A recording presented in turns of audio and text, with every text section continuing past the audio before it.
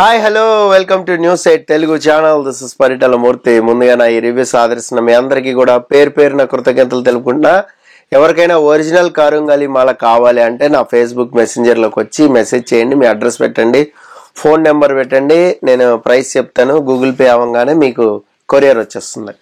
So Sreeja వెళ్ళిపోయిన తర్వాత ఏం జరిగింది? యాక్చువల్గా శ్రీజ వెళ్ళిపోవడం అన్యాయం జరిగింది అంటే మనం మాట్లాడుకున్నాం ఆల్రెడీ రివ్యూలో. బట్ ఏంటంటే చాలా ఛాన్స్లు ఇచ్చారు, టాస్క్ల్లో లాస్ట్ వరకు గెలవలేదు సుమన్ శెట్టి అండ్ శ్రీజ. సో వాళ్ళిద్దరిలో ఒకళ్ళని వైల్డ్ కార్డ్ ద్వారా ఎలిమినేట్ చేయడం అనేది ఇక్కడ పెద్ద క్వశ్చన్ మార్క్. ఏంటంటే సో ఒక బిగ్ బాస్ హౌస్లోకి వెళ్ళిపోయిన తర్వాత ఎవరైనా బయటకు వచ్చారు అంటే అది పబ్లిక్ ఓటింగ్ రెస్పెక్ట్తోనే బయటికి రావాలి అనేది నా ఉద్దేశం. సో ఇఫ్ ఇన్ కేస్ ఆ టాస్క్లో మన కర్మ కాలిపోయి పవన్ కళ్యాణే ఉన్నాడు అనుకుందాం సపోజ్, లేదా భరణీనో, లేదంటే బాగా లీడ్లో ఉన్న వాళ్ళు ఓటింగ్లో సంజన లాంటి వాళ్ళు, తనుజ లాంటి వాళ్ళు, ఎవరో ఒకరు ఓటింగ్లో లీడ్లో ఉన్నారు, టాప్లో ఉన్న వాళ్ళు, 5 వారాలు కష్టపడి ఆడిన వాళ్ళు ఉన్నారు అనుకుందాం. సో వాళ్ళని వీళ్ళు ఎలిమినేట్ చేసేస్తే రైట్? అది కాదు కదా. అక్కడ ఎవరిని ఎలిమినేట్ చేసినా అది అన్యాయమే. మన లైవ్లో డిబేట్లో చాలా మంది కూడా చెప్పింది అండి, సుమన్ శెట్టి అయినా, పవన్ అయినా, శ్రీజ అయినా, ఈవెన్ రీతు అయినా అది అన్యాయం కిందే వస్తుంది. సో మరి దీనికి రీఎంట్రీ ఉంటుందా అంటే మనం ఎప్పుడే చెప్పలేని పరిస్థితి. ఏంటంటే ఉంటుంది అంటున్నారు, కానీ అలాంటిది ఏమి మళ్ళీ అంటే సీజన్ 2 తర్వాత రీఎంట్రీస్, దాని తర్వాత మళ్ళా కొంతమంది రోహిణి బ్యాచ్ వచ్చారు తప్ప మిగతా వాళ్ళు ఎవరు కూడా రాలేదు. అందుకనే రీఎంట్రీ పెడతారా లేదా అనేది ఈ మధ్యకాలం సీజన్స్లో మనం చూడలేదు. సో కాబట్టి అది క్వశ్చన్ మార్కే. దట్టు ఇంకోటి ఏంటంటే శ్రీజ జర్నీ కూడా చూపించుకోవాలి. అంటే ఇప్పుడు కామనర్గా వాళ్ళు హౌస్లోకి వెళ్ళినప్పుడు వాళ్ళకి ఏముంటుంది, మన జర్నీ చూడాలని ఉంటుంది 100%. అది మిస్ అయిపోయింది పాపం శ్రీజ. సో చూద్దాం, మరి శ్రీజకి అయితే కొద్దిగా అన్యాయం జరిగింది ఈ విషయంలో. సో ఇట్స్ ఓకే, మళ్ళీ రీఎంట్రీ అయితే మాత్రం తనకి కాస్త బూస్టప్ అనేది వస్తుంది. నెక్స్ట్ శ్రీజ వెళ్ళిపోయిన తర్వాత వైల్డ్ కార్డ్స్ చాలా గేమ్ అనేది స్టార్ట్ చేశారనమాట. అంటే అందరిని కలుపుకోవడం స్టార్ట్ చేశారు. సో మన దివ్యల మాధురి గారు అయితే వెళ్ళిపోయారు, కిచెన్లోకి వెళ్ళిపోయి సో నేను చేస్తా, మీకు ఎందుకు కిచెన్ మొత్తం మందే అన్న రేంజ్లో కటింగ్ ఇచ్చారు. అలాగే వర్క్ కూడా చేశారు, ఫినిష్ చేశారు. కొంచెం దివ్యల మాదిరికి కాస్త మిగతా లేడీస్ గ్యాంగ్ కొంచెం ఆ కమాండింగ్ తీసుకుంటుంటే ఆమె కొంచెం వాళ్ళు వెనక్కి తగ్గుతున్నారని నాకు అనిపిస్తుంది. అంటే ఆమె మాటలు కానీ, వాళ్ళు పక్కకి వెళ్ళిపోవడం కానీ. సో ఆమె ఎంట్రీ ఇచ్చిన తర్వాత కొంతసేపు ఆగిన తర్వాత బ్రేక్ మధ్యలో తనుజ భరణితో ఒక మాట అంది, ఇంకేంటి మన పరిస్థితి అయిపోయినట్టేనా ఏంటి అని. ఇమానియల్తో అంది. సో అట్లా ఎందుకు అనుకుంటూ అదేం లేదు, ఎవరికేమో వాళ్ళదే అన్నట్టు అన్నాడు. అంటే ఏంటంటే ఒక 4 వారాలుగా వీళ్ళు ఎగ్జిస్ట్ అయిపోయారు హౌస్లో, ఒకళ్ళనొకళ్ళు తెలుసుకోవడం, అర్థం చేసుకోవడం, ఏదైనా ఉంటే కాంప్రమైజ్ అవ్వడం, ప్యాచప్ చేసుకోవడం. ఇప్పుడు కొత్తగా వీళ్ళు వచ్చారు, వీళ్ళకి కూడా స్పేస్ ఇవ్వాలి హౌస్లో.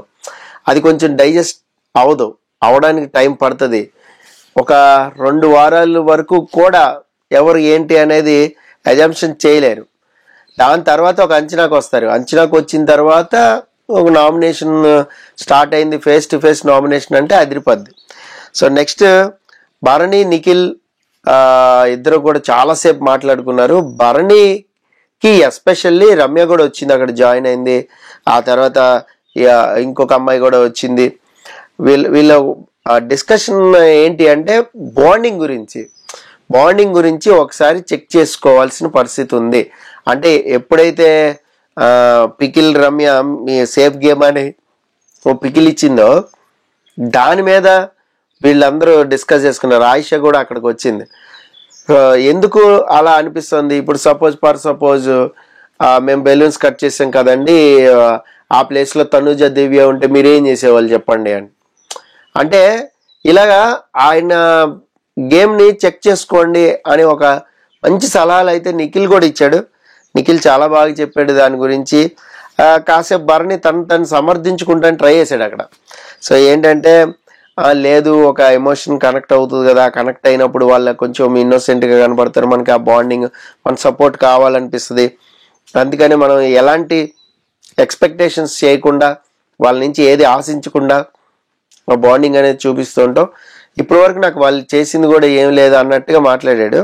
సో అక్కడ కాసేపు నిఖిల్ అయితే భరణికి చెప్పడానికి అయితే ట్రై చేశాడు.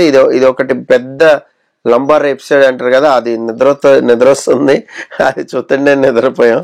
సో ఆ తర్వాత ఏంటంటే వేరే డిస్కషన్స్ కూడా జరిగినాయి. లైట్ లాపేసినారు, ఇంకా పడుకున్నారు. మార్నింగ్ లేచారు, మార్నింగ్ పిచ్చుకోవాలి అంత నడుస్తుంది. అది చూద్దాం అదేంటనేది. నెక్స్ట్ నామినేషన్ ప్రక్రియ అనేది మనకు తెలుసు, ప్రోమోలో చూసాం. ఆల్రెడీ ఇంకో ప్రోమో కూడా రెడీ అవుతుంది. ఆ ప్రోమో చూడలేదు, ఇది మార్నింగ్ చేస్తున్న వీడియో, నేను 9 o'clock అయింది. ఆ ప్రొసీజర్ ఏంటంటే ఫైర్ స్టాంప్ నిర్ణయం తీసుకుంటారు, ఆ బాల్ అనేది పట్టుకుంటారు, బాల్ని పట్టుకుని ఒకరికి ఇస్తే వాళ్ళు వచ్చి ఒకరిని నామినేట్ చేస్తారు. ఈ నామినేషన్లోనే మనం 2 చూసాం. ఏంటంటే తనూజ సుమన్ శెట్టి నామినేట్ చేసి, సో మీరు అసలు ఓపెన్ అప్ అవ్వట్లేదు, మాట్లాడట్లేదు అంటే ఏం మాట్లాడాలి చెప్పు అంటున్నాడు. అంటే ఒక 4 వారాల తర్వాత నువ్వు సుమన్ శెట్టికి మాట్లాడట్లేదని అడ్రస్ చేయగలుగుతున్నావు. అంతకు ముందు వరకు ఏం చేయలేకపోయావు. నువ్వు వెళ్ళి మాట్లాడటం, ప్యాచప్ తీసుకోవడం, ఏదో ఒకటి చేయడం. మీరు ఒక బౌండరీస్ గీసుకుని ఆ బౌండరీస్లో ఉండిపోయారు.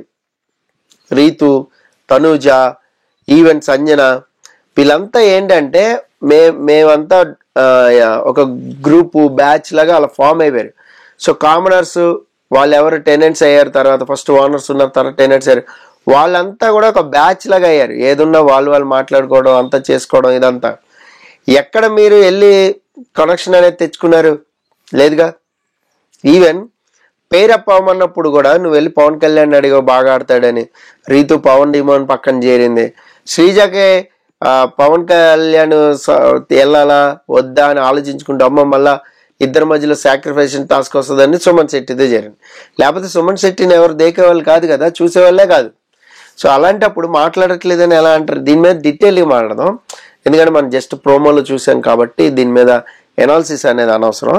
తర్వాత రమ్య, పవన్ డిమాన్ ఇద్దరికి గట్టిగానే పడింది. అక్కడ పవన్ డిమాన్ సైలెంట్గా ఉన్నాడు ప్రోమోలో, డెఫినెట్గా మాట్లాడి ఉంటాడు, డౌటే లేదు. సో అదేంటి, ఎవరు ఎలా మాట్లాడారు, వాళ్ళిద్దరికైతే గట్టిగానే పడుతుంది, అందులో డౌట్ లేదు. సో ఫస్ట్ నుంచి కూడా ఈ వైల్డ్ కార్డ్స్ ఎవరైతే వచ్చారో రీతు, పవన్ డిమాన్, ఈ లవ్ ట్రాక్ ఏదైతే ఉందో దాన్ని బ్రేక్ చేద్దాం, దాన్ని గట్టిగా హిట్ చేద్దాం అనే మైండ్లో అయితే ఉంది. మరి చూద్దాం అదేంటి అనేది. ప్రస్తుతం అయితే సో నాకు అంతున్న సమాచారం ప్రకారం ఒక 6 నామినేషన్స్లో ఉన్నారు. సో వైల్డ్ కార్డ్ వాళ్ళు ఎవరు లేరు. మరి వీళ్ళంతా కలిసి ఏకాభిప్రాయంతో వైల్డ్ కార్డ్లోంచి ఏమన్నా ఒకళ్ళన ఇద్దరిన పిక్ చేశారేమో. ఆ ట్విస్ట్ ఏంటి అనేది మనకి ఇంకా రాలేదు. ప్రస్తుతానికి అయితే దివ్య, పవన్, తనూజ, ఇంకా రాము రాథోడ్, సుమన్, భరణి, ఈ 6 అయితే ఉన్నారు. సుమన్ శెట్టి అండ్ భరణి. సో ఈ 6లో మరి ఎవరు ఏంటి ఓటింగ్ లిస్టు, ఎవరికి ఎలా డేంజర్ జోన్లో ఉన్నారు. సో భరణికి మన టాపు లాస్ట్ టైం వచ్చిన గ్రాఫ్ అనేది మళ్ళీ వస్తుందా, లేదా గ్రాఫ్ డౌన్ అయిపోతుందా? ఎందుకంటే ఎక్కువ మంది ఉన్నప్పుడు సో గ్రాఫ్ అనేది చాలా తగ్గింది భరణికి, తక్కువ మంది ఉన్నప్పుడు గ్రాఫ్ పెరిగింది. సో కాబట్టి అది మెయింటైన్ చేస్తాడా లేదా, ఎవరు ఎలిమినేట్ అవుతారు ఈ వారం అనేది చాలా ఇంట్రెస్టింగ్ ఉంది వైల్డ్ కార్డ్స్ వచ్చిన తర్వాత. ఎందుకంటే కొత్త వాళ్ళ గేమ్ కూడా మనం అనాలిసిస్ చేయొచ్చు వాళ్ళు ఏంటి అనేది. సో దాన్ని డీకోడ్ చేయడం కూడా కొంచెం కష్టం. వాళ్ళు ఏ టాపిక్ గురించి మాట్లాడుకుంటున్నారు, చూసొచ్చిన కొన్ని విషయాలు వీళ్ళు మాట్లాడుకుంటూ ఉంటే హౌస్ మేట్స్ దాన్ని డీకోడ్ చేయలేరు. ఎందుకంటే ఒక ఎగ్జాంపుల్ చెప్తా, జస్ట్ ఫినిషింగ్. ఇప్పుడు నేను ఒక పర్సన్ తనుజ అనుకుందాం, మాట్లాడుకుంటున్నాం అనుకోండి, ఇది మనకి టెలికాస్ట్ అవుతుంది. మనం ఏం మాట్లాడుకుంటున్నాం అనేది అక్కడ సంజన ఉంటే హౌస్లో సంజనకు తెలియదు, మనకి మాత్రమే తెలుస్తుంది వీళ్ళిద్దరు ఇలా మాట్లాడుకున్నారు సంజన గురించి అని. బట్ సంజనకు ఎప్పుడు తెలుస్తుంది? ఆ వీడియో చూపించినప్పుడు లేదా బయటకు వచ్చి వీడియోలు చూసినప్పుడే తెలుస్తుంది తప్ప సో ఎట్టి పరిస్థితుల్లో తెలియదు. సో ఈ రకంగా వాళ్ళు ఏ టాపిక్తో మాట్లాడుకుంటున్నారు వైల్డ్ కార్డ్స్ అనేది కొంచెం సింక్ చేసుకోవడానికి, డీకోడ్ చేసుకోవడానికి టైం పడుతుంది. మరి చూద్దాం ఏం జరుగుతుంది ఏంటి అనేది. This is Paritala Murthy signing off. By by.